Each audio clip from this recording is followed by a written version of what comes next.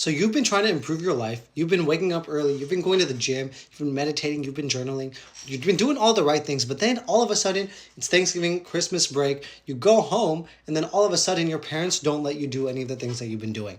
You feel like, you're losing all your progress, and it's horrible. Anyway, I had this exact same experience so many times, and I would always extremely fall off every time I went home. Until I realized it's quite simple the reason why this happens, right? Because fundamentally, right, we've been growing up our entire lives, in our parents' home. And, I was kind of a bum when I was in high school living with my parents. Then I came to college and I was still a bum, honestly. And then it was only in the last few years where I really got my shit together and started to be more human, okay? And started trying to actually improve my life. Now, I did all this away from home.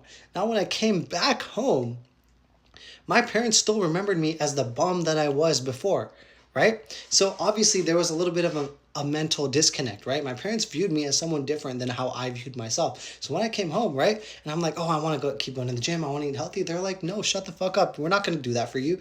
We're not going to help you do that. You're going to do what we want to do. And honestly, I completely understand it, right? It takes some time and you need to actually earn your parents' respect before you can start, expecting them to take you seriously.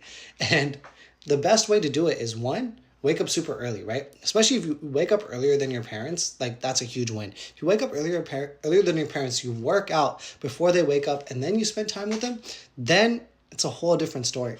Another thing that really helped me earn my parents' trust and respect was to start having more adult conversations with them, right? When I was a kid, the only thing I would talk to about my parents was oh, can I do that? I would always be asking them for permission for things. Whereas now as an adult, I have real conversations with them. I ask them about what their life was like and, what they were doing when they were my age or what they're up to now, what their friends are like, what their siblings are like. You can ask them about anything, just almost as if they were a friend, but obviously they're not your friend, they're your parent. But having a more real relationship with them as you get older will really help them treat you not like a kid, but as a fellow adult, right?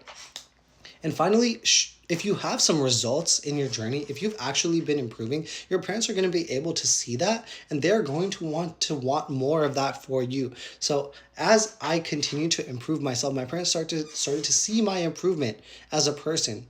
And they started to support me more. And now when I tell them I want to do something, instead of just shutting it down immediately, they're like, oh, how can we help? Because we want to help you do this.